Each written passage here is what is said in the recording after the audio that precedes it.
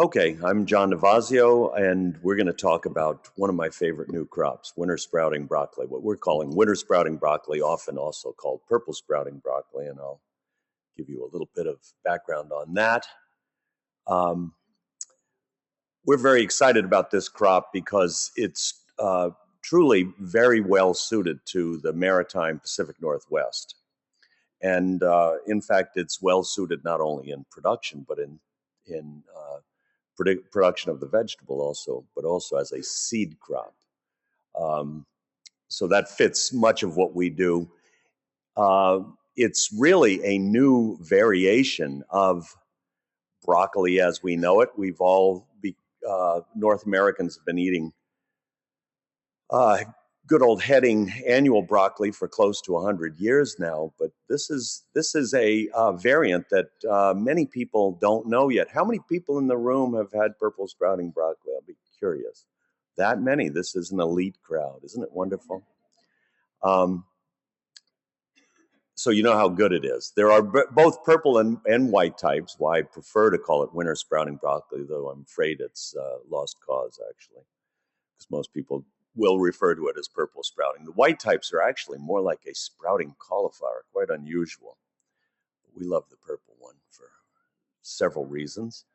Uh, Most exciting about this crop is that it fits very nicely into the work that I've been doing on season extension and cold hardiness.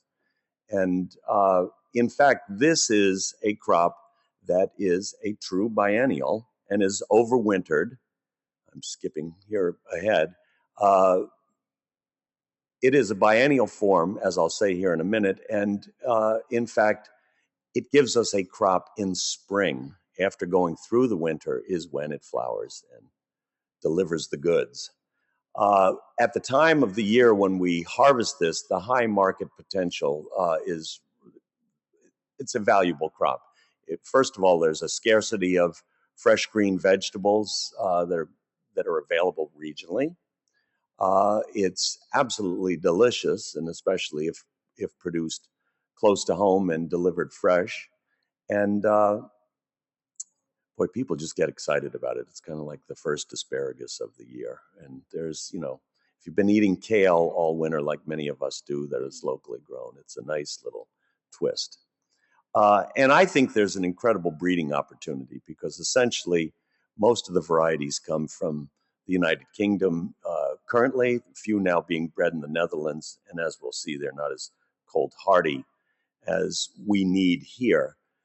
What really interests us at Organic Seed Alliance is always when we can have a crop that's both well suited to our vegetable growers, well suited to the brokers and the grocers, and of course well suited also to the potential seed growers who want to have a new commercial crop that's truly unique to our region. So that's why I call it a closed circle. It's basically the good old economic closed circle of keeping the money from start to finish in the region and the community.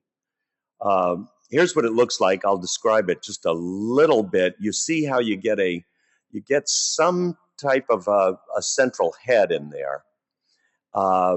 That's a little big. That is the primary shoot, what would normally be the broccoli head in an annual broccoli.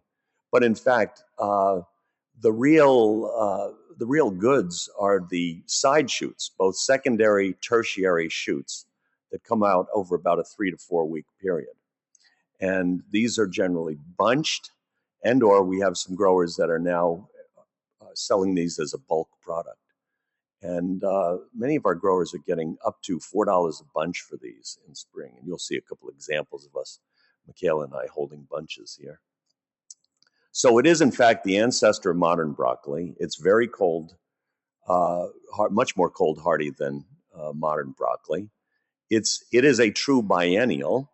So, in fact, that means that it requires a full vernalization period of at least 6 to 8 weeks. Vernalization is the cold induction of a plant to switch to the flowering response, a cold treatment, if you will. That essentially 6 to 8 weeks of temperatures at or below 50 degrees or 10 degrees C. It is grown extensively in the United Kingdom, especially the southern UK. But we had someone who's in the room yesterday was telling us grown also up into Wales. But again, very successful in maritime climates where it doesn't get too cold. The harvest is, when you consider the primary and then the secondary, tertiary, the harvest lasts for a good 3 weeks, 3 to 4 weeks for any particular planting and any particular variety. And in fact, there is interest in this. Some of you, how many people in here have grown the hybrid version of purple sprouting broccoli? Okay, how many people have grown OPs that you know of? Oh, good. Okay, about mixed. So there are recent releases of hybrids, but in our testing, as I'll show you in a second, they've fallen a little short on having the adequate cold hardiness for many of us in the Northwest. And there are now interest in fall sprouting types that essentially will deliver the sprouts in the fall with much less vernalization. They're still biennials, but just with a lessened vernalization requirement. The EU varieties in our tests have been good to about anywhere from 14 to 20 degrees Fahrenheit.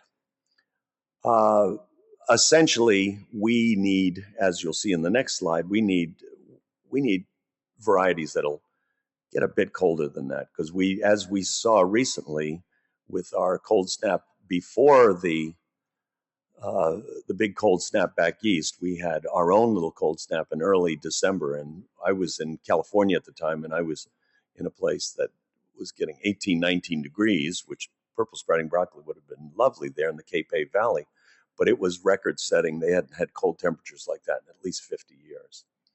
So, and here in Corvallis, we know how cold it got. I'll talk about that in a second. So, we're looking for adaptation across the maritime regions of California, anywhere north of, I'd say, Mendocino, all the way well into British Columbia. And we'll see how far it can go as we work with our BC colleagues.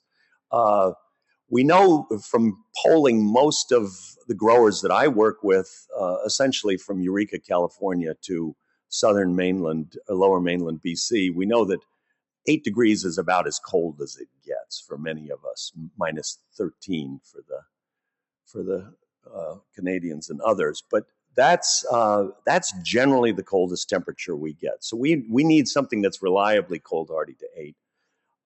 We want good, vigorous late winter growth. We've noticed quite a difference in how fast the plants come out of the cold period, and we'd really like to do what the Europeans have done, where we have multiple varieties that are maturing over a time period from March to May. So we can plant, so any one grower could plant multiple varieties. And of course, we want to have uniform flower heads and spears, which we're still in the experimental stage here, but the leaf to shoot ratio seems to be very important. Some of the shoots that generally are harvested at about 8 inches long can be too leafy, and growers don't seem to like that for bunching. So we're still experimenting with this, and we're open to ideas from any growers. I love to talk to any growers who are experimenting with this crop. And of course, being the powerhouse of a crop from Brassica oleracea, where there are many good phytonutrients, we'd love to have improved nutritional quality, and hopefully we're going to get more researchers interested in this and do some collaborative research with some people who can do this on a lab scale. Okay, let me tell you a little bit about the breeding. We have extensive OSA 2-day classes on doing some of this on-farm basic breeding that I'm going to touch on here. I'm going to go through it quickly, but for those of you who do a little on-farm breeding, this might wet your whistle and get you thinking about it. And certainly we're also publishing all the time on this online. So there are multiple ways to find out about this through programs that the Organic Seed Alliance regularly sponsor. So we started with 12 varieties. It was a tough one to get up to 12 varieties. A couple of them were the white sprouting types. 4 of them were hybrids, 8 OPs. And when I first did this 4 years ago, it was easier to get OPs than it is today, primarily from Europe. A couple of seed savers supplied me with their OPs. We were very lucky that first year because we went right to 14 degrees, that -10, that magic number where we get a lot of damage. And then we had, and that was in early December in 2010. So we then had our typical winter with a lot of warming up and then repeated freezing and thawing cycles. And that tends to, when we get a good early cold snap, that tends to really add insult to injury, so to speak. So we did have extensive damage. From the trial of 12, we only had 4 varieties that had greater than 60% survivor rate. And of that, there were 3 of those were OPs. Only 2 were really good enough as far as the good shoot qualities that we were looking for, big enough shoots, and with this superior shoot-leaf ratio. So what we did then, what we typically do, and anyone who's taken my classes know, we did a good old strain cross where we took the best individuals from those 2 varieties right out of the trial. We dug them up and transplanted them, and we just allowed them to intermate, open pollination intermating. And then we saved seed from the 40 plants. So we had about 20 from each of the 2 varieties, saved seed individually into 40 bags. So the next year we planted 40 family rows. And here's the unique thing that I'm going to concentrate on for my last couple of minutes. We decided to, thanks to the good graces of Organically Grown and some funding that they supplied us with and connections with Blue Fox Farm in Ashland, Oregon, we put the trial in 2 locations because we thought we'd split our risk as far as potential of winter survival and in case one place got colder than another. Of course, that year we had the 40 row families. You can see the plot here. This is at Midori Farm in Port Townsend. We had a mild winter. It got to about 18, and because these had been selected at that 14 degrees the year before, there was no problem. They all survived. So we evaluated for all of those other quality characteristics that I mentioned. And the really fun thing here was getting on the phone with Chris Jagger down at Blue Fox Farm the same day that I was in the field. Our harvest windows were a little different, but we compared notes. And lo and behold, a full at least 450 miles apart, we had 12 families in common that looked promising. There's a little bit of discrepancy, and we finally settled on 8 families that looked really good in both locations. That got us really excited because the potential of this as a Northwest crop is we'd love to eventually have a variety that would do well all the way from Northern California to BC. And so Ashland's about as close to the California border as you can get. So we eliminated the other families. This is our typical on-farm breeding methodology you can read about. And we harvested seed from the 8 families that we thought were the best. And we harvested seed in both locations, which was very fortuitous because that allowed us, I'm going to go back for 1 second, Ashland's seed matured by the 4th of July. This was also part of our strategy because then we could take the seed on the 4th of July, and this crop has to be planted by mid-July, at the latest by the 3rd week of July.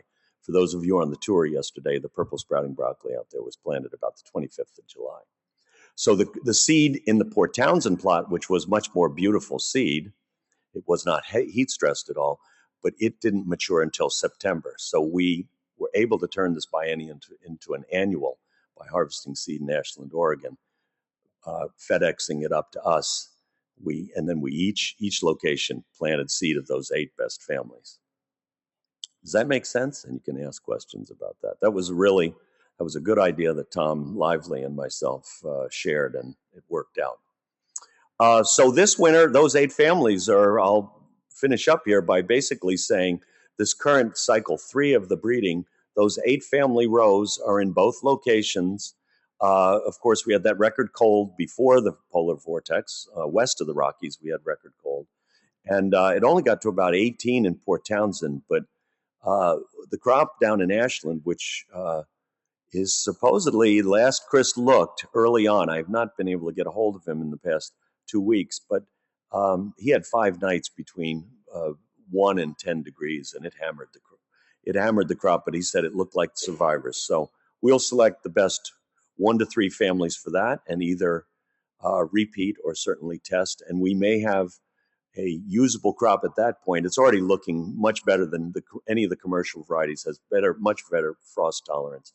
And even after 3 cycles of breeding, I think we're going to have a crop that organically grown wants to start using for our growers. So I'll just say thanks to OGC, Midori Farm, and Blue Fox, and that's frozen solid down in Ashland, Oregon, right there. Thanks a lot.